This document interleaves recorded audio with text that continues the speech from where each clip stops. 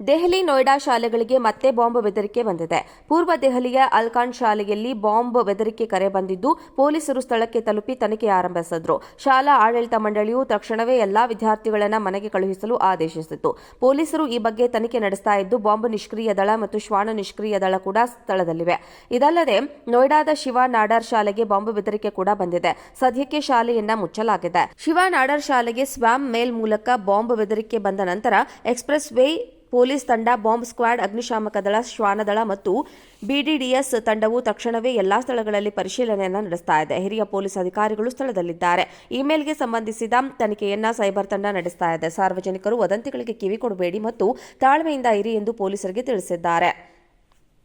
ನೋಯ್ಡಾದ ಶಾಲೆಗಳಿಗೆ ಗುರುವಾರ ಬೆದರಿಕೆ ಬಂದಿತ್ತು. ಇದಕ್ಕೂ ಮೊದಲು ಫೆಬ್ರವರಿ 6ರಂದು ನೋಯ್ಡಾದ step by step school, the heritage school, Gyanashree school ಮತ್ತು ಮಯೂರ್ ಸ್ಕೂಲ್ಗಳಿಗೆ ಸ್ವಾಮ್ ಈ ಮೂಲಕ ಬಾಂಬ್ ಬೆದರಿಕೆಗಳು ಬಂದಿದ್ದವು. ಬೆದರಿಕೆ ಕರೆ ಬಂದ ತಕ್ಷಣ ಎಲ್ಲಾ ಸ್ಥಳಗಳನ್ನು ವಿವಿಧ ಪೊಲೀಸ್ ತಂಡಗಳು, ಬಾಂಬ್ ನಿಷ್ಕ್ರಿಯ ದಳ, ಅಗ್ನಿಶಾಮಕ ದಳ, ಶ್ವಾನದಳ ಮತ್ತು ಬಿಡಿಡಿಎಸ್ ತಂಡವು ತಕ್ಷಣವೇ ಪರಿಶೀಲಿಸಿತು. ತನಿಖೆಯ ಸಮಯದಲ್ಲಿ ಪೊಲೀಸರಿಗೆ ಆಕ್ಷೇಪಾರ್ಹವಾಗಿ ಏನೂ ಸಿಗಲಿಲ್ಲ. ಇದಾದ ನಂತರ ಅನೇಕ ಶಾಲೆಗಳಲ್ಲಿ ತರಗತಿಗಳು ಪುನರಾರಂಭಗೊಂಡವು.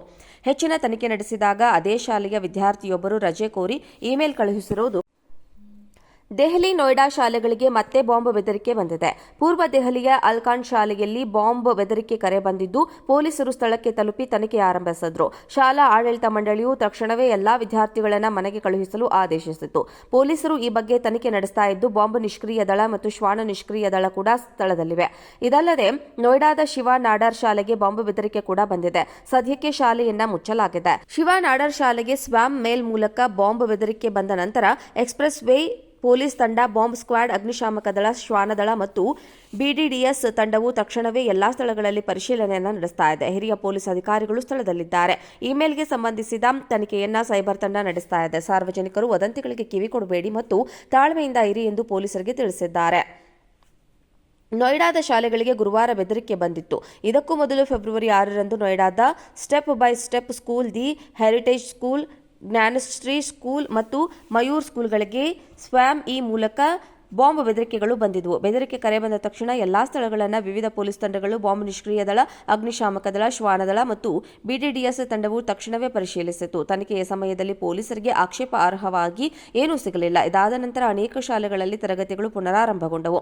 ಹೆಚ್ಚಿನ ತನಿಖೆ ನಡೆಸಿದಾಗ ಅದೇ ಶಾಲೆಯ ವಿದ್ಯಾರ್ಥಿಯೊಬ್ಬರು ರಜೆ ಕೋರಿ ಇಮೇಲ್ ಕಳುಹಿಸಿರುವುದು ಕಂಡುಬಂದಿದೆ.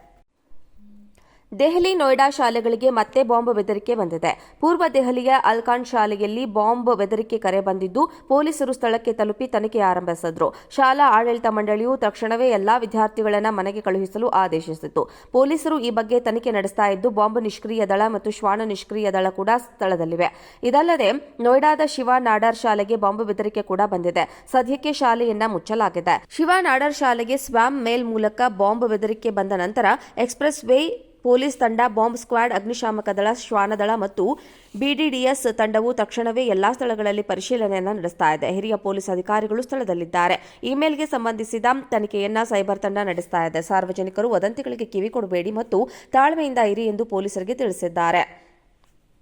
ನೋಯ್ಡಾದ ಶಾಲೆಗಳಿಗೆ ಗುರುವಾರ ಬೆದರಿಕೆ ಬಂದಿತ್ತು. ಇದಕ್ಕೂ ಮೊದಲು ಫೆಬ್ರವರಿ 6ರಂದು ನೋಯ್ಡಾದ step by step school, the heritage school, Gyanashree school ಮತ್ತು ಮಯೂರ್ ಸ್ಕೂಲ್ಗಳಿಗೆ ಸ್ವಾಮ್ ಈ ಮೂಲಕ ಬಾಂಬ್ ಬೆದರಿಕೆಗಳು ಬಂದಿದ್ದವು. ಬೆದರಿಕೆ ಕರೆ ಬಂದ ತಕ್ಷಣ ಎಲ್ಲಾ ಸ್ಥಳಗಳನ್ನು ವಿವಿಧ ಪೊಲೀಸ್ ತಂಡಗಳು, ಬಾಂಬ್ ನಿಷ್ಕ್ರಿಯ ದಳ, ಅಗ್ನಿಶಾಮಕ ದಳ, ಶ್ವಾನದಳ ಮತ್ತು ಬಿಡಿಡಿಎಸ್ ತಂಡವು ತಕ್ಷಣವೇ ಪರಿಶೀಲಿಸಿತು. ತನಿಖೆಯ ಸಮಯದಲ್ಲಿ ಪೊಲೀಸರಿಗೆ ಆಕ್ಷೇಪಾರ್ಹವಾಗಿ ಏನೂ ಸಿಗಲಿಲ್ಲ. ಇದಾದ ನಂತರ ಅನೇಕ ಶಾಲೆಗಳಲ್ಲಿ ತರಗತಿಗಳು ಪುನರಾರಂಭಗೊಂಡವು. ಹೆಚ್ಚಿನ ತನಿಖೆ ನಡೆಸಿದಾಗ ಅದೇ ಶಾಲೆಯ ವಿದ್ಯಾರ್ಥಿಯೊಬ್ಬರು ರಜೆ ಕೋರಿ ಇಮೇಲ್ ಕಳುಹಿಸಿರುವುದು ಕಂಡುಬಂದಿದೆ.